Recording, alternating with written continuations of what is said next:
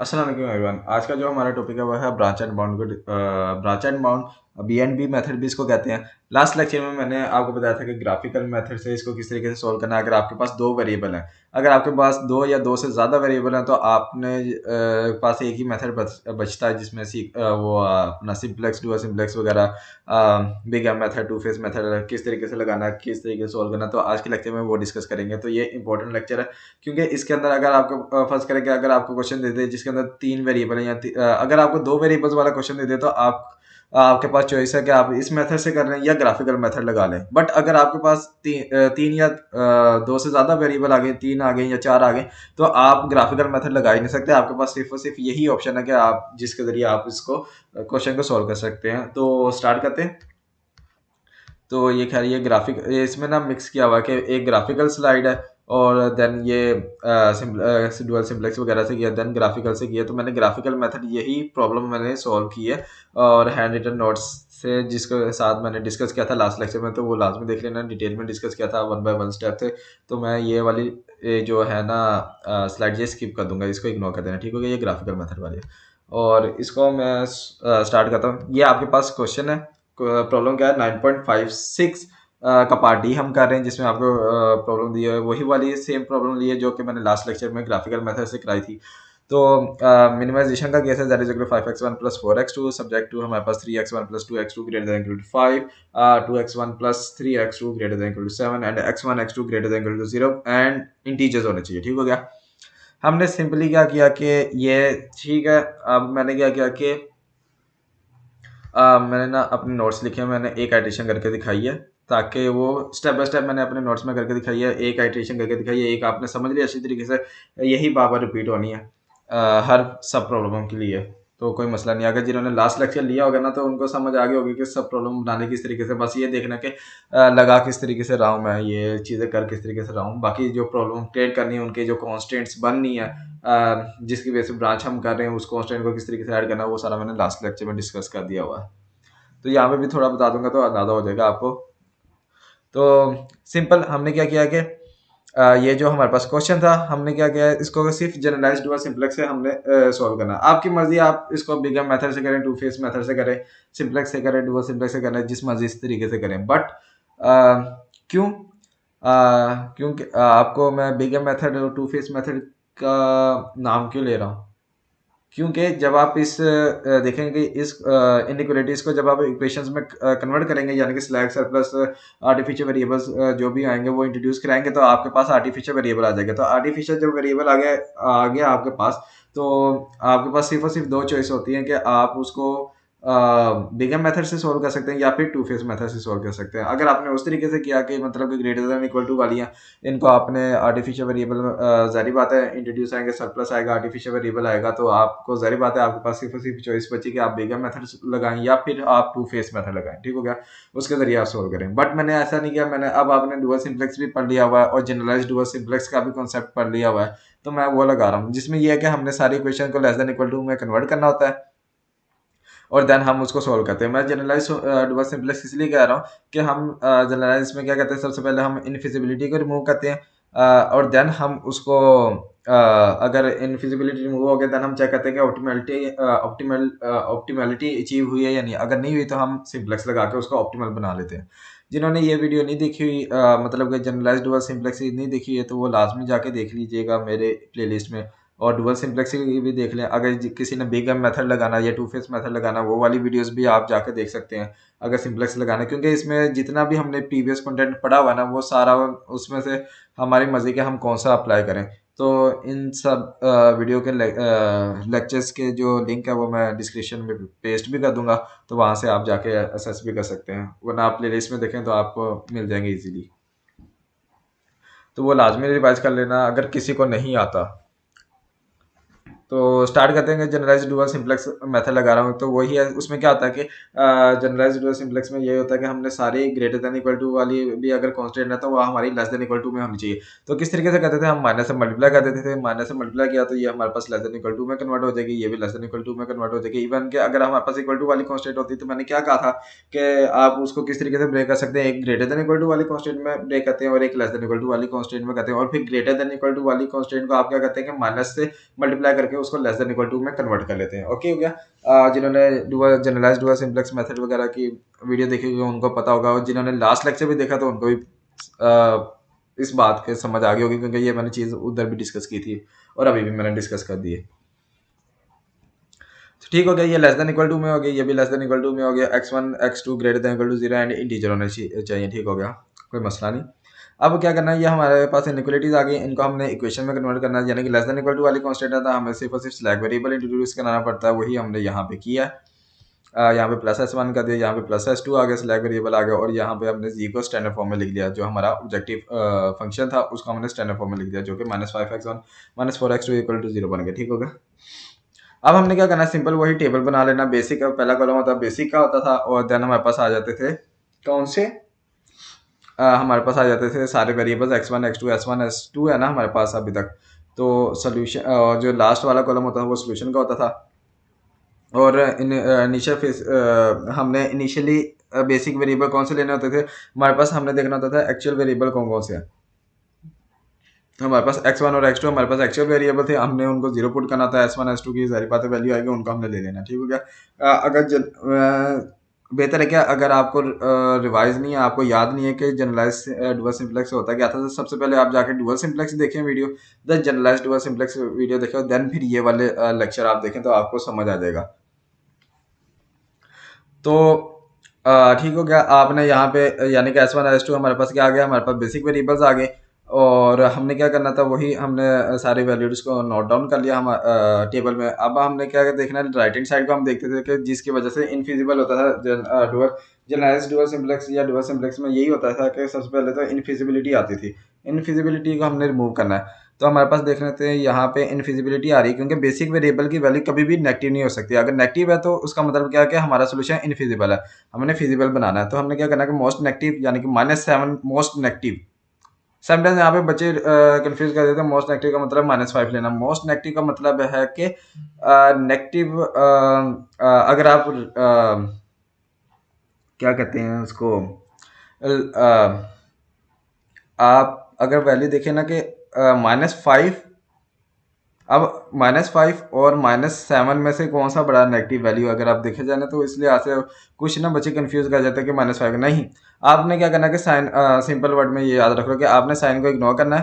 आपने माइनस वाले देख लेना, माइनस वाली, अब देखें आपके पास दो माइनस वाली वैल्यू है, तो आपने क्या किया, माइनस को इग्नोर किया, और आपने देखना कि कौन सा सबसे बड़ा है, तो आपके पास 7 बड़ा आ रहा है, तो आपने इसको पकड़ लेना। ठीक हो गया। इन अदर वर्ड्स, क्योंकि कुछ कंफ्यूज कर जाते हैं, वरना यही मोस्ट नेगेटिव का मतलब कि अगर आप रियल लाइन ड्रॉ करें ना, अगर आप देखें तो यहाँ पे समझा देता हूँ, ये है। तो यहाँ पे सपोज करें कि यहाँ पे 0 है, यहाँ पे 1 है, ठीक हो गया, यहाँ पे 2 है, तो हमारे पास यहाँ पे ये इंक्रीज कर रहे हैं, तो इसमें से हमारे पास मोस्ट पॉजिटिव वैल्यू क्या आएगी, ये आएगी 2। ठीक हो गया। इसी तरीके से अगर हम नेगेटिव साइड पे देखें तो यहाँ पे होगा -1 -2। ठीक हो गया। अगर आप ये देखें तो इस साइड पे जा रहे हैं तो आपके और छोटे, बहुत और छोटे होते जा रहे हैं, तो मोस्ट नेगेटिव का मतलब और बहुत ज़्यादा छोटे होते जा रहे हैं इस तरह। तो आप ये देखेंगे 0 से अगर आप देखेंगे कितना दूर जा रहे हैं, यानी कि जो आपके पास मोस्ट नेगेटिव वैल्यू आ रही है, जो ज़्यादा दूर होगी वो ज़्यादा ही कम होगी नेगेटिव वैल्यू, और ज़्यादा इफेक्ट करेगी। तो आपके पास -2 है, तो आपने ये लेना होता है। ठीक हो गया। ये उम्मीद है कि समझ आ गया होगा, कि क्योंकि मुझे लग रहा था कि कुछ कंफ्यूज कर जाते हैं इसमें मोस्ट नेगेटिव का मतलब क्या है, तो इसलिए मैंने ये थोड़ा सा ड्रॉ करके भी बता दिया। उम्मीद है कि क्लियर हो गया होगा। वरना आप ये भी याद रख सकते हैं, आपने नेगेटिव वैल्यूज आके तो नेगेटिव साइन आपने इग्नोर कर देना, आपने इनका मैग्नीट्यूड देखना है, ये 7 है, ये 5 है, ये बड़ा है, इसको आपने ले लेना, ये वाली रो को। ठीक हो गया। तो मोस्ट नेगेटिव हमारे पास क्या है, -7 है। क्योंकि हमने इनफिजिबिलिटी रिमूव करना था, सबसे पहले हम पिवट रो को सिलेक्ट करते हैं, तो ये हमारा वेरिएबल लीव हो जाएगा। अब हमने पिवट कॉलम सेलेक्ट करना होता है, तो वो किस बेस पे करते होते हैं, हमने क्या करना है कि रेशो कंप्यूट करना है। रेशो क्या होती है कि हमने यानी कि ये जो जी वाली रो है, इस वैल्यू को हमने डिवाइड करना होता है, ये जो हमारे पास लिविंग वाली रो है, लिविंग वेरिएबल वाली रो है, और उन वैल्यूज़ के हमने सिर्फ कंप्यूट करने होते हैं जिनके हमारे पास ये जो डिनोमिनेटर है ना, ये नेगेटिव वैल्यूज आ रही होती हैं। बाकी अगर पॉजिटिव है, जीरो, नॉन नेगेटिव वैल्यूज आ रही है ना डिनोमिनेटर में, हमने उसको इग्नोर कर देना। तो इसका यानी कि -5, ये देखिए -2 है, -3, इन सिर्फ इन दोनों की हमें कंप्लीट करेंगे। -5/2 -5 डिवाइड बाय -2 की एब्सोल्यूट वैल्यू क्या है, 2.5। इसके लिए -4 डिवाइड बाय -3, तो इसकी एब्सोल्यूट वैल्यू 1.3। दोनों में से मिनिमम क्या है, 1.3। इसको हम एंटर, ये वाला कॉलम हमारा एंट्री पिवट कॉलम सेलेक्ट हो जाएगा, यानी कि x2 हमारा एंट्रिंग वेरिएबल होगा। नेक्स्ट साइटेशन में हमने सिंपल वही किया कि एंटर हो गया और वो लीव कर गया। क्या कहते थे, यानी कि इस ये पिवट एलिमेंट है, इसको हमने 1 बनाना होता है। -3 से पूरी रो को डिवाइड कर देंगे। देन ऊपर और इससे नीचे, ऊपर नीचे हम 0 बना लेंगे, तो हमारे पास ये वैल्यूज आ गई। देन हमने वही देखा कि इनफिजिबिलिटी अभी भी रिमूव नहीं हुई, क्योंकि ये नेगेटिव वैल्यू, एक ही वैल्यू है। इसको हमने पिवट रो सेलेक्ट किया, देन वही रेशियो कंप्लीट करके पिवट कॉलम आ जाएगा। तो हमारे पास ये देखेंगे अब ये दोनों वैल्यूज जो है ना, हमारे पास ये पॉजिटिव हो गया, यानी कि बेसिक वेरिएबल की वैल्यूज पॉजिटिव, यानी कि फिजिबल हो गया। हमारा जो रीजन सोल्यूशन है वो फिजिबल हो गया। ये टेबल हमारा फिजिबल हो गया। उसके बाद हम देखेंगे ऑप्टिमलिटी अचीव हुई है, यानी मिनिमाइजेशन का केस था। मिनिमाइजेशन में हम कब रुकते थे, जब हमारे पास जीरो या नेगेटिव वैल्यू होती थी जी की रो में। तो ये देखें जीरो और नेगेटिव वैल्यू थी, यानी कि ऑप्टिमल भी है, तो हमने यहाँ पे ही रुक जाना है। ओके हो गया। अब ये क्या कि जब ऑप्टिमलिटी अचीव हो गई, ये मैंने एक पूरी आइटेशन आपको करके दिखा दी, और वो पूरी आइटेशन बस इस स्लाइड के अंदर कंप्लीट हो गई है। इसलिए मैंने एक आपको करके दिखा दिया अपने हैंड रिटन नोट्स में, वहाँ पे मैंने करके दिखा दी एक पूरी। इसी तरीके से बाकी आपने सॉल्व करना होता है, तो वो मैं अब आपको बार बार नहीं दिखाऊंगा। एक आपने ये समझ लिया अच्छे तरीके से, तो आपको समझ आ जाएगी वो भी। उम्मीद तो है कि ये समझ आ गई होगी। अगर फिर भी अगर डुअल सिंप्लेक्स में अगर किसी को मसला है, तो वो जाकर मेरे लेक्चर देख सकता है, इस प्ले लिस्ट में अवेलेबल है, तो वो पहले देख ले तो और भी बेहतर है। ठीक हो गया। हमारे पास ये टेबल आ गया, जो मैंने यहाँ पे करके दिखाया ना, वही यही टेबल एज इट इज़ यहाँ पे मैंने यहाँ पे सिर्फ और सिर्फ फाइनल जो ऑप्टिमम टेबल है ना, ऑप्टिमल टेबल सिर्फ वही लिखे हैं मैंने, पूरी आइटेशन करके नहीं दिखाई मैंने। इसमें आपको इसके लिए तो मैंने आपको करके दिखा दिया, बट आगे जो सब प्रॉब्लम का हम सॉल्व करेंगे उसमें मैं करके नहीं दिखाऊंगा। उसमें सिर्फ और सिर्फ मैंने ऑप्टिमस टेबल ही यहाँ पे लिखा होगा, और उसकी वर्किंग मैंने आप भी समझा दी है। उम्मीद है कि समझ आ गई होगी। तो हमारे पास आ गया। अब आपने क्या करना कि z की वैल्यू क्या है, 49/5, और x1 की वैल्यू 1/5, और x2 की वैल्यू है 11/5। तो हमने वो नोट डाउन कर लिया। अब ये देखेंगे आपके पास क्या है कि x1 की वैल्यू 1/5 है, x2 की वैल्यू भी 11/5 है, यानी कि दोनों इंटीजर नहीं है। ठीक हो गया। इसका मतलब ये है कि आपकी सब आगे जो है ना वो ब्रांचेज होंगी, ब्रांचिंग होगी, इस प्रॉब्लम की सब प्रॉब्लम बनेंगी। अब आपने किसकी बेस से बनाना है, वही आपने देखना कि वजन फ्रैक्शन पार्ट को देखना। 1/5 होता है, आई थिंक कितना होता है, 0.2 होगा। हाँ, 1/5 होता है हमारे पास 0.2, और 11/5 होता है हमारे पास 2.2। तो फ्रैक्शन पार्ट क्या है, 0.2 दोनों का सेम आ गया। तो हमारी मर्जी, हम जिस मर्जी वेरिएबल को लेके हम ब्रांचिंग कर लें, चाहे हम x1 को ले लें या x2 को ले लें। अदरवाइज ये होता है कि भजन आपने फ्रैक्शन पार्ट को देखा, दोनों का इंटीजर पार्ट को आपने इग्नोर कर देना होता है। और उन दोनों में से जिस का फ्रैक्शन पार्ट बड़ा है, सिर्फ फ्रैक्शन पार्ट की मैं बात कर रहा हूँ, इंटीजर पार्ट की नहीं कर रहा, इंटीजर पार्ट को इग्नोर कर दो। लाइक अगर फर्ज करें एक इसका आंसर है 0.2, और फर्ज करें यहाँ पे कोई वैल्यू होती है जिसका आंसर आता है 2.5, यानी कि फ्रैक्शन पार्ट क्या था, एक का था 0.2, एक का था 0.5, दोनों में से बड़ा क्या 0.5 वाला। तो आपने उस वेरिएबल को लेकर आगे ब्रांचिंग कर ली थी। ठीक है, बड़े वाले जो जिसका फ्रैक्शन पार्ट बड़ा होता है ना, उसको हम लेके आगे ब्रांचिंग कर लेते हैं। और वो किस तरीके से करते हैं, वही मैंने वैसे लास्ट लेक्चर में ये पूरी डिटेल में बता दिया कि ब्रांचिंग किस तरीके से करते हैं। अपर बॉन्ड, लोअर बॉन्ड, और उसके अंदर जो सब प्रॉब्लम बनती है उसके अंदर कॉन्स्टेंट किस तरीके से ऐड करते हैं। बस चेंज ये है कि उसमें हम ग्राफ बना के उसके जरिए हम सोल्यूशन निकाल रहे थे। इसमें हम क्या करेंगे, बस हम क्या करेंगे कि डुअल सिंप्लेक्स या जनरलाइज डुअल सिंप्लेक्स लगा के हम, जनरलाइज में इसलिए कह रहे हैं क्योंकि डुअल सिंप्लेक्स होता था कि उसमें ये होता था कि इनफिजिबिलिटी हमने रिमूव किया, ऑप्टिमलिटी भी आ जाती थी साथ, जिस तरह इस तरह ये अभी हो गया। हम इनफिजिबिलिटी रिमूव कर रहे थे, हमारे पास जब हमने देखा हमारे पास फिजिबिलिटी इनफिजिबल खत्म हो गई, इनफिजिबिलिटी खत्म हो गई, तो हमने देखा कि ऑप्टिमल भी है। तो ये डुअल सिंप्लेक्स होता था। समटाइम्स ये होगा कि भजन आपने फिजिबल बना लिया, बट यहाँ पे ऑप्टिमलिटी अचीव नहीं हुई, तो आप इसको आगे सोल्व करेंगे, तो इसलिए वो जनरलाइज डुअल सिंप्लेक्स कहलाता है वो मेथड। तो मैं इसलिए generalize dual simplex method use कर रहा हूँ। तो उससे घबराना नहीं कि डुअल सिंप्लेक्स मेथड कब लगाना, जनरलाइज डुअल सिंप्लेक्स मेथड कब लगाना। आपने सिंपल जनरलाइज डुअल सिंप्लेक्स लगा लेना। ठीक है, आपने लगाया, यहाँ पे फिजिबिलिटी हो गया, आपने देखा ऑप्टिमल भी है, ठीक है, रुक जाना है। अगर नहीं है तो आपने इसको आगे सोल्व कर लेना ऑप्टिमल सिंप्लेक्स लगा के मेथड। तो वो जनरलाइज्ड डुअल सिंप्लेक्स कहलाता है, इसलिए मैं वो जनरलाइज्ड डुअल सिंप्लेक्स का वर्ड यूज कर रहा हूँ।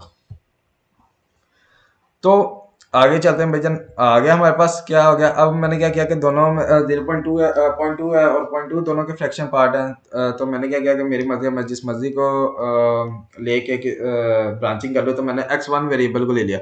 x1 को जब मैंने ले लिया, अब इसकी बेस से मैं आगे ब्रांचिंग करूंगा।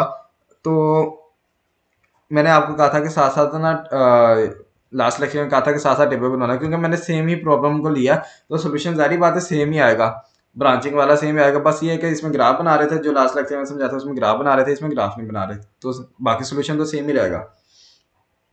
तो ये प्रॉब्लम थी, मैंने क्या किया, x1 की बेस पे मैंने क्या किया, ब्रांचिंग कर ली। तो मेरे पास आता है x1 क्या था मेरे पास, 0.2। ठीक हो गया, 1/5 क्या होता है, 0.2। तो मैंने उसके लोअर बाउंड क्या होगा, उसका लोअर बाउंड होगा 0 और अपर बाउंड होगा 1। 0.2 का मतलब कि अपर सील्ड वैल्यू लें, यानी कि उसको राउंड ऑफ करें तो वो 1 आता है। अगर 0.2 की लोअर सील्ड वैल्यू लें तो वो हमारे पास आती है 0। तो हमने क्या करना था, x1 जो लोअर बाउंड है, x1 की वैल्यू उससे लेस देन इक्वल टू होनी चाहिए, और ये एक कांस्टेंट बनेगी और एक कांस्टेंट बनेगी, यानी कि अपर बाउंड से क्या होगी, वो greater than equal to 0, greater than equal to होनी चाहिए। तो खैर, जिन्होंने लास्ट लेक्चर लिया है तो उनको तो ये समझ आ रही होगी मैं क्या चीज़ डिस्कस कर रहा हूँ, वरना मैं यहाँ पे लिख भी देता हूँ, क्योंकि जिन्होंने डायरेक्ट ये वाला लेक्चर ले रहे हैं तो उनको नहीं समझ आ रहा होगा कि मैं कहना क्या था। x1 की वैल्यू क्या होगी, x1 की वैल्यू थी मेरे पास 0.2। इसकी अपर वैल्यू क्या होगी, यानी कि अपर सील्ड वैल्यू क्या होगी, वो होगी 1। और लोअर सील्ड वैल्यू क्या होगी, यानी कि 0.2 को राउंड ऑफ करके, मतलब कि 0.2 की लोअर सील्ड वैल्यू होगी हमारे पास 0। ओके हो गया। अब हमने क्या करना था कि x1 जो है ना, वो क्या होगा, एक कांस्टेंट बनेगी less than equal to lower bound. Lower bound क्या था हमारा 0, और दूसरी कांस्टेंट बनेगी x1 greater than equal to upper bound जो कि 1 था। ठीक हो गया, और वही क्या हमने उसकी वजह से ब्रांचिंग की, तो हमारे पास x1 less than equal to 0 का हमने सब प्रॉब्लम 1 कर दिया, और x1 greater than equal to 1 की बेस पे जो हमने ब्रांच बनाई थी उसको हमने सब प्रॉब्लम 2 कह दिया। और ये आपने टेबल लाजमी साथ साथ बनाते रहना है, आपने एक रफ शीट ले लेनी है, उस पर आप बनाना है। इवन कि आपने ये ट्री नीट करके भी आपने लिखना होता है, यानी कि जब आपने सोल्यूशन कर लिया, आपने ये वाला टेबल आपने एग्जाम में बनाना है, उसकी बेस पे आपने, इसकी बेस पे आपने रिजल्ट लिखना होता है। ठीक हो गया। और दूसरी बात ये कि आपने जितनी भी सब प्रॉब्लम बन रही हैं या बनेंगी, उन सब का आपने सोल्यूशन करना। तो ये नहीं कि फर्ज करेंगे अब यहाँ पे आ गया कि बजन ये x1 और x2 दोनों इंटीजर आ गए और उसकी वैल्यू आ गई, और आप ये वाला क्वेश्चन सॉल्व ही ना करें कि बजन मुझे ये करने की जरूरत नहीं। नहीं, आपने सारा का सारा सॉल्व करना ही करना है। ओके हो गया। तो चलते हैं आगे। ठीक हो गया, आपके पास सब प्रॉब्लम 1 बन गया और सब प्रॉब्लम 2 बन गया। आपने क्या करना है कि अब सब प्रॉब्लम 1 को लेके यहाँ पे लिया था इसको मैं, अब यहाँ पे आ जाए। अब आपने क्या करना है, सब प्रॉब्लम 1 को सॉल्व करना है। सब प्रॉब्लम 1 को आपने किस तरीके से बनाना था, आपने ये ट्री को देखा है ना कि इस प्रॉब्लम से ये सब प्रॉब्लम 1 और 2 बनी है, तो इसकी सारी कॉन्स्टेंट्स आ जाएंगी इसमें, प्लस ये वाली हमने एक्स्ट्रा कॉन्स्टेंट बनानी है, डालनी है, जिसकी वजह से हमने ब्रांचिंग की है। तो क्या कॉन्स्टेंट्स बन गया हमारे पास, वही 3x1 plus 2x2 greater than equal to 5, 2x1 plus 3x2 greater than equal to 7, और ये मिनिमाइजेशन का केस है, और ये वाली कंडीशन एज इट इज आ गई। प्लस ये देखेंगे या आपके पास एक नई कांस्टेंट आई है, ऐड हुई है। ये क्यों ऐड हुई है, इसकी बेस से हमने ब्रांचिंग की थी। आप ये देखें, x1 less than equal to 0 की बेस से हमने ये वाली ब्रांच बनाई थी, तो ये वाली हमने ऐड कर देनी। ठीक हो गया, आपने ये सब प्रॉब्लम में ऐड कर ली है। तो आपके पास अब आपने क्या करना है, सिंपल वही आप जनरलाइज्ड हुआ सिंपलेक्स से लगाएं, यानी कि ग्रेटर देन इक्वल टू वाली constant less than equal to में कन्वर्ट करें, जिस तरीके से मैंने आपको पहले भी करके दिखाया था कि मतलब कि आपने माइनस से मल्टीप्लाई कर देना है। ये जो मैं आपको यहाँ पे समझा रहा था ये नोट से, यानी कि आपने माइनस से मल्टीप्लाई कर दिया, लेस देन इक्वल टू में आ गया, देन आपने स्लैग वेरिएबल इंट्रोड्यूस करा देना है, यानी कि माइनस से मल्टीप्लाई करके लेस देन इक्वल टू में अगर देन आपने स्लैग वेरिएबल इंट्रोड्यूस कराया, उसके बाद आपने क्या करना है कि उसको आपने टेबल में कन्वर्ट कर देना है। तो ये मैंने आपके सामने जो है ना, ये ऑप्टिमल टेबल, मैंने फाइनल ऑप्टिमल टेबल बनाया, यानी कि ये सारी चीज़ें मैंने करके नहीं दिखाई, यानी कि ये एंटरिंग वेरिएबल, लिविंग वेरिएबल, ये सारा कुछ नहीं करके, जो फाइनल आंसर आ रहा ना, वो मैं फाइनल टेबल का जो आंसर है वो मैंने यहाँ पे नोट डाउन कर दिया। ठीक हो गया, इसमें आपने देख लेना x1 की वैल्यू क्या है, x2 की, सिर्फ x1 और x2 की हमने वैल्यू को देखना होता है वैसे, क्योंकि यही हमारे पास एक्चुअल वेरिएबल है जो कि क्वेश्चन में यूज किए हैं। x1 उसने कहा x1 और x2 की वैल्यू पॉजिटिव होनी चाहिए, प्लस इंटीजर होनी चाहिए। ठीक हो गया, x1 x2 की वैल्यू हमने ले ली। तो क्या थी, x1 आ गया हमारे पास 0 और x2 आ गया 5/2, और z आ गया इसके रिस्पेक्टिव हमारे पास 10। अब देखेंगे ये तो इंटीजर है, x1 की वैल्यू तो 0 है, ये इंटीजर है, बट x2 की वैल्यू 5/2 यानी कि इसमें फ्रैक्शन पार्ट है, इसको यानी कि इसको आगे आपने मजीद ब्रांच बनानी होगी। सब प्रॉब्लम आगे डिवाइड हो रही है सब प्रॉब्लम 3 में और सब प्रॉब्लम 4 में। किस तरीके से 5/2 हमारे पास आता है 2.5, 2.5 आ रहा है। 2.5 की लोअर सीड वैल्यू क्या होगी 2 होगी, और हमारी एक कांस्टेंट क्या बनेगी x2 less than equal to lower amount जो कि 2 है, और दूसरा क्या हो गया अपर सीड वैल्यू क्या होगी 3। तो x2 greater than equal to 3 हमारे पास दूसरी कांस्टेंट बन गई। ठीक हो गया, ये दोनों यानी कि ये जो ब्रांचिंग है ना ये हमारे पास ये देखें आगे ब्रांच बनी है, किस तरीके से बनी है ये आपके सामने है।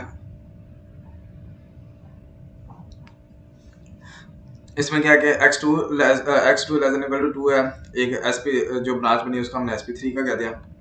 दूसरी जो ब्रांच की बेस पे जो सब प्रॉब्लम 4 बनी है उसको हमने किस बेस पे ब्रांच किया था x2 greater than equal to 3। ठीक हो गया, ये आपने नोट डाउन करते रहना, ये सोल्यूशन साथ साथ आपने लिखते रहना। ये अभी तो खाली एम्प्टी होगा, ये आपको बता रहे होंगे जिनका सोल्यूशन एम्प्टी है तो वो अभी आपने सॉल्व करनी है। तो क्योंकि ये पेपर में आप लिखेंगे आपको नहीं पता चल रहा होगा कि भाई मैंने कौन सी प्रॉब्लम सॉल्व कर ली है कौन सी नहीं करनी, सारी बात है, प्रेशर भी होता है, टाइम भी कम होता है। तो ये आप टेबल में साथ साथ मेंटेन करते रहेंगे तो आपके लिए ही आसानी है कि आपको पता चलता रहेगा कि कौन कौन सी प्रॉब्लम मैंने सॉल्व कर ली और कौन कौन सी अभी रहती है। क्योंकि जितनी भी सब प्रॉब्लम बनेंगी और आगे जब तक आपकी ये ब्रांचिंग खत्म नहीं होगी, क्योंकि एक टाइम आएगा जब आपके पास जाहिर बात है x1 x2 की वैल्यू इंटीजर आ गई, उसके आगे आप सब प्रॉब्लम डिवाइड नहीं करोगे। ठीक हो गया, इस तरह मतलब कि आपके सारे जब आपके लीफ नोट्स आ गए तो जितनी भी प्रॉब्लम सब प्रॉब्लम बनी है उन सबका सोल्यूशन निकालना लाजमी है। ठीक हो गया, ये SP3 में कन्वर्ट हो गया और SP4 में कन्वर्ट हो गया। वही है कि यानी कि ये इक्वेशंस आ गई सेम टू सेम, प्लस यानी कि ये कहाँ से आ रही थी ग्राफ से भी आप देख सकते हैं कि SP1 आगे डिवाइड हो रही है SP3 या SP4 में, यानी कि SP4 की जो इक्वेशंस इनइक्वालिटीज यानी कि कांस्टेंट्स थी वो आएंगी, प्लस जिसकी बेस पे हमने ब्रांच की ये भी ऐड हो जाएगी। वही यहाँ पे क्या है यानी कि ये वाली सारी हमने कांस्टेंट नोट डाउन कर ली, प्लस इसके अंदर एक देखेंगे एडिशन आपके पास कांस्टेंट आ रही है जिसकी बेस पे हमने ब्रांच की थी। इसी तरीके से आप इसमें देखेंगे इसमें हमने इसकी बेस पे ये वाली ब्रांच बनाई थी जिसको हमने SP4 का नाम दिया था, सब प्रॉब्लम 4। अब आप देखेंगे ना अपना ट्री में तो आपके पास ये वाली वैल्यूज आगे होंगी, आपने ये सारा सोल्यूशन साथ साथ नोट डाउन करते रहना। ठीक हो गया, देखें तो आपके इसके क्या थी 0, x1 की वैल्यू 0 थी, x2 की वैल्यू 5/2 थी और z 10 था, यही आपने यहाँ पे लिख दी। अब इसकी वैल्यू एम्प्टी थी, सोल्यूशन एम्प्टी था, इससे आपको पता लगा कि SP2 अभी सॉल्व होने वाली है। आप लेवल ऑर्डर रिवर्सल कर सकते हैं, लेवल वाइज आप चलें इस तरीके से। देन आप ये वाला देखेंगे, ये वाली सॉल्व हो गई, ये वाली रहती है, इसको सॉल्व करें, देन इसके बाद यहाँ से आएंगे तो ये वाली इस तरह लाइन वाइज आप सॉल्व करते हैं। अब क्या करेंगे हम, क्या करेंगे SP2 को हम सॉल्व कर लेते हैं। ठीक हो गया, SP2 का हम सॉल्व यहाँ पे किया हुआ है सोल्यूशन, SP2 को हम सॉल्व कर लेते हैं। तो वही है किस तरह से बनी हुई थी आपको यहाँ से पता होगा कि SP2 है प्रॉब्लम 1 से इससे आ रही है, तो इस प्रॉब्लम की सारी कांस्टेंट प्लस जिसकी बेस पे हम ब्रांच किया x1 greater than equal to 1, ये हम इसके अंदर ऐड कर देंगे तो हमारे पास जो इक्वेशंस बनी है वो ये आ देंगी हमारे पास। इसको हमने वही जनरलाइज्ड हुआ सिंप्लेक्स लगाना, यानी कि सारी ग्रेटर देन इक्वल टू वाली वैल्यूज है और कांस्टेंट है, इन सबको हमने लेस देन इक्वल टू में कन्वर्ट कर देना, माइनस से मल्टीप्लाई करके फिर स्लैक वेरिएबल इंट्रोड्यूस करा देना, अपने टेबल को कन्वर्ट कर देना, फिर उसको इनफिजिबिलिटी रिमूव करनी है, देन ऑप्टिमलिटी उसके देखने का ऑप्टिमल है या नहीं, ऑप्टिमल है उसको बनाना है। तो हमारे पास जो फाइनल फिजिबल और ऑप्टिमल सोल्यूशन जो टेबल की आइट्रेशन होगी वो ये होगी, ये आपके सामने। इसमें क्या x2 की वैल्यू 5/3, x1 की वैल्यू है 1 और ये हमारे पास ये आ गया 35/3। ठीक हो गया, अब देखेंगे आपके पास x1 की वैल्यू तो इंटीजर आ गई, बट x2 की वैल्यू अभी भी आपके पास फ्रैक्शनल में आ रही है। तो वही हम क्या करेंगे, इसकी लोअर सीड और अपर सीड वैल्यू ले लेंगे। 5/3 आई थिंक होता है मेरे पास 1.6, यानी कि लोअर सीड आ जाएगी 1, x2 less than equal to 1, एक ब्रांच जिसकी बेस पे बनेगी ब्रांच हो बनेगी वो होगी x1 less than equal to 1 और एक ब्रांच होगी अपर सीड से अपर बाउंड से जो कि होगी x2 greater than equal to 2। ठीक हो गया, तो आप ये साथ साथ मेंटेन भी कर रहे होंगे यहाँ पे। ठीक हो गया, x1 less than equal to 1 की बेस पे आपने बनाई, x2 greater than equal to 2 की बेस पे, और ये आपने सोल्यूशन जो था इस ब्रांच का वो आपने नोट डाउन कर लिया इस टेबल में। x1 इज इक्वल 1 था, x2 इज इक्वल 5/3 था और ये z जो है 35/3 ऑलमोस्ट 35/3 जो है 11.67 बनता। ठीक हो गया, अब मैंने क्या करना है, अब मैंने यानी कि ये वाला टेबल भी फिल हो गया, अब मैंने यहाँ पे आया तो ये वाला देखना है SP3 है, यानी कि अब ये वाला एम्प्टी होगा, ज़ाहिर बात सोल्यूशन ये बता रहा है कि sp3 अभी सॉल्व नहीं की, तो sp3 को हम सॉल्व कर लेते हैं। तो sp3 को अगर हम सॉल्व करेंगे ना, तो हमारे पास क्या होगा कि हमारे पास एक मसला आ जाएगा। मसला ये है कि आपके पास ना वो इनफिजिबल सोल्यूशन हो जाएगा, यानी कि वो आपका फिजिबिलिटी उसकी रिमूव ही नहीं हो रही होगी। जब आप उस पे ना जनरलाइज्ड व सिंपलेक्स अप्लाई कर रहे होंगे तो उसकी फिजिबिलिटी नहीं आ रही होगी, या ऑप्टिमल फिजिबल आपने बना लिया लाइक, यानी कि रो ऑपरेशन अप्लाई करके आपके जो बेसिक वेरिएबल की वैल्यूज हैं, यानी कि ये आपकी पॉजिटिव होगी, यानी कि आपने फिजिबल बना लिया। बट समटाइम्स ये होगा कि ऑप्टिमल नहीं होगा। ऑप्टिमल आप उसको बनाने जाएंगे तो आपके पास इस तरह का केस आएगा कि आपके पास पिवट कॉलम नहीं सिलेक्ट हो रहा है या पिवट रो नहीं सिलेक्ट हो रही, तो इस तरह का जब केस आता है तो हमारे पास इनफिजिबल होगा। जब आप sp3 को आप सोल्व करेंगे तो आपके पास इसी तरह का केस आएगा, तो वो क्या होता है कि वो बता देता है कि इनफिजिबल है हमारा सोल्यूशन। ठीक हो गया, हमने लिख दिया इनफिजिबल और हमने यहाँ पे भी लिख दिया इनफिजिबल। जारी बात है इनफिजिबल है तो उसको आगे ब्रांचिंग करने का फायदा नहीं, क्योंकि उस तरह से कोई सोल्यूशन नहीं निकलेगा। sp4 को हम लेंगे, इसको सोल्व करते हैं। वही ग्रेटर देन इक्वल टू वाली कांस्टेंट है, इन सबका हमने लेस देन इक्वल टू में कन्वर्ट करके हमारे से मल्टीप्लाई किया, सारा कुछ स्लैग वेरिएबल इंट्रोड्यूस कराया, टेबल बनाया, उसको ऑप्टिमल किया, इनफिजिबिलिटी हो गई, ऑप्टिमल भी बन गया। देन हमारे पास फाइनल सोल्यूशन ये आ गया टेबल में, जिसमें था कि x2 की वैल्यू है 3, x1 यहाँ पे नहीं है बेसिक वेरिएबल में, तो इसका मतलब वो नॉन बेसिक है, तो वो x1 नॉन बेसिक वेरिएबल की वैल्यू क्या आती है, 0 होती है। तो x1 हमारे पास 0 हो गया, x2 हो गया हमारे पास 3 और z इज इक्वल टू आ गया 12। ठीक हो गया, ये हमारे पास सोल्यूशन आ गया, दोनों इंटीजर है। इसका मतलब ये है कि सब प्रॉब्लम फोल्ड को आगे ब्रांचिंग, इससे आगे ब्रांचिंग करने की जरूरत नहीं है हमें। ठीक हो गया, ये हमने नोट डाउन कर लिया यहाँ पे sp4। अब आप देखेंगे ये वाला सोल्यूशन ये भी एम्प्टी होगा नीचे sp5, तो इसको आप सोल्व करना है, सोल्व करते हैं। सोल्व किया, वही आपने क्या करना कि sp5 कहाँ से बनी हुई थी, sp2 से, यानी कि sp2 की सारी कांस्टेंट आ गई, प्लस ये जो हमने जिसकी बेस पे हमने ब्रांच बनाई थी sp5 वाली, तो उस वाली कांस्टेंट को ऐड कर दिया, तो हमारे पास ये बन गई कांस्टेंट सारी। इनको हमने वही जनरलाइज्ड डुअल सिंपलेक्स मेथड लगाया, लेस देन इक्वल टू में कन्वर्ट किया सारी इक्वेशंस को, स्लैग वेरिएबल इंट्रोड्यूस किया, टेबल बनाया, उसको उसकी फिजिबिलिटी उसकी इनफिजिबिलिटी को रिमूव किया, देन ऑप्टिमलिटी अचीव की। हमारे पास फाइनल इटरेशन जो आई वो ये है, जिसमें हमारे पास x2 1 है, x1 हमारे पास 2 है और z इज इक्वल टू 14 है। ठीक हो गया, ये यहाँ पे लिखा हुआ है x1 is equal to 2, x2 is equal to 1 and z is equal to 14। ठीक हो गया, सिंपल आपने लिखा है। हाँ, जो मैं बात कर रहा था ना कि समटाइम्स होता है कि बच्चे कहते हैं कि वजन x1 भी इंटीजर में आ गया, x2 भी इंटीजर में आ गया, दोनों पॉजिटिव है, तो यहीं पे रुक जाता है। हमें बाकी सब प्रॉब्लम सॉल्व करने की जरूरत क्या है, क्यों हम टाइम जो है वो ज़ाया करें, तो वो ज़रूरी नहीं है। अब देखें sp4 में भी इंटीजर्स वगैरह दोनों इंटीजर थे और z की वैल्यू आई, ये यहाँ पे भी देखें दोनों इंटीजर 2 और 1 है। तो ये देखें कि अगर आप इस यहाँ पे रुक जाते तो आप ये वाली चीज़ें सॉल्व ही ना करते, तो फिर आपको कैसे पता चलता कि विजन आगे हो सकता है कि आगे ऑप्टिमल ज़्यादा अच्छा सोल्यूशन मिल जाता आपको। तो इसलिए सारी प्रॉब्लम्स को आपने सॉल्व करना ही होता, लाजमी है। ठीक हो गया, इसी तरीके से आप सब प्रॉब्लम 6 को सॉल्व कर लेंगे।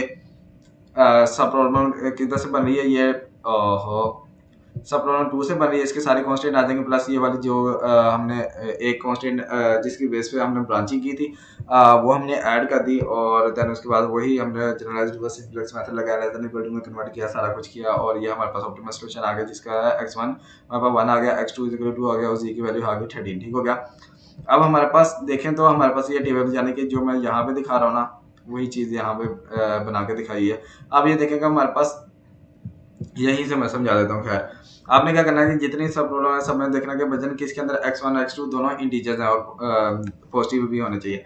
तो आपने देखा यहाँ पे x2 फ्रैक्शन है, इसको आपने क्रॉस कर दिया, ये सोल्यूशन में नहीं आएगा, इसको भी आपने क्रॉस कर दिया, इसमें भी फ्रैक्शन पार्ट है, ये इनफिजिबल, इसको भी क्रॉस कर दिया। अब आपके पास sp4 sp5 sp6 है, जिनके अंदर x1 x2 आपके पास इंटीजर वैल्यू है और पॉजिटिव है। ठीक हो गया, अब आपने क्या करना है, अब आपने देखना कि आपका ऑब्जेक्टिव फंक्शन, ओरिजिनल क्वेश्चन का ऑब्जेक्टिव फंक्शन क्या था।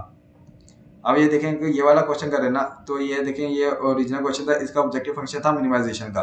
तो आपने क्या करना है, आपके पास 3 चॉइस आ रही है, यानी कि ओहो sp4 sp5 sp6 इन सब के ना z वाली वैल्यूज को आपने देखना है, इसमें z12 है, z14 है, z13 है, इन तीनों में से z की वैल्यू कौन सी मिनिमम है, क्योंकि मिनिमाइजेशन का केस ऑब्जेक्टिव फंक्शन तो है वो है 12। तो sp4 जो है ना, ये हमारा sp4 का जो सोल्यूशन होगा ना, ये हमारा ओरिजिनल प्रॉब्लम का सोल्यूशन बन जाएगा।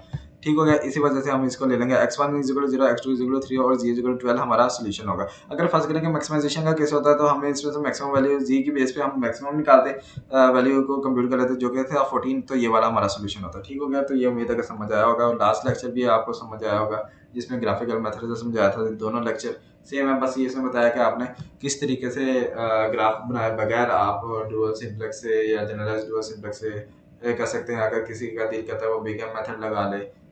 समटाइम्स होता है कि अगर आपको क्वेश्चन ही लेस देन इक्वल टू वाला दे दिया गया है, लाइक अगर इसमें देख लेते हैं कोई है क्वेश्चन, अब ये देखेंगे पार्ट बी जो है इसके अंदर लेस देन इक्वल टू है, तो आपको एम मेथड लगाने की जरूरत ही नहीं है ना, जनरलाइज्ड डुअल सिंप्लेक्स भी लगाने की आप वही लगाएं तो वो भी बात वही है, क्योंकि इसमें पहले ही लेस देन इक्वल टू में दी हुई है। अगर नहीं दी होती तो हम लेस देन इक्वल टू में कन्वर्ट कर लेते हैं, इसलिए मैंने generalized dual simplex method use करवाया, तो कोई मसला नहीं होगा। तो उम्मीद है कि आप भी वही यूज करें तो बेहतर ही रहेगा। आप इसमें देखें तो आप इसको आप सिंप्लेक्स मेथड से भी कर सकते हैं, क्योंकि स्लैग वेरिएबल आना आर्टिफिशियल वेरिएबल आता है तब हम बिग एम मेथड या टू फेज मेथड लगाते हैं, तो आप सिंप्लेक्स मेथड लगाएंगे। अगर आप जनरलाइज्ड डुअल सिंप्लेक्स भी करें तो तब भी आपको सिंप्लेक्स ही लगाना पड़ेगा, क्योंकि ये ऑलरेडी ही फिजिबल है, इनफिजिबिलिटी रिमूव नहीं करनी पड़ेगी, ऑप्टिमलिटी बस आपको अचीव करनी पड़ेगी। तो इसलिए मैंने आपको वही मेथड कराया कि जिसमें फ़ायदा ही फ़ायदा है आपका, तो वो है जनरलाइज्ड डुअल सिंप्लेक्स। आप लगा लें, आप उसकी वीडियो देख लें, आपको रिवाइज हो जाएगा और आपका काम हो जाएगा। ठीक हो गया। तो ये था हमारा आज का लेक्चर, उम्मीद है कि आपको समझ आया होगा। नेक्स्ट लेक्चर के अंदर हम डिस्कस करेंगे कटिंग प्लेन के बारे में। तो अब आपसे इस लेक्चर में मुलाकात होगी, तब तक के लिए अल्लाह हाफिज़, अपना ख्याल रखिएगा।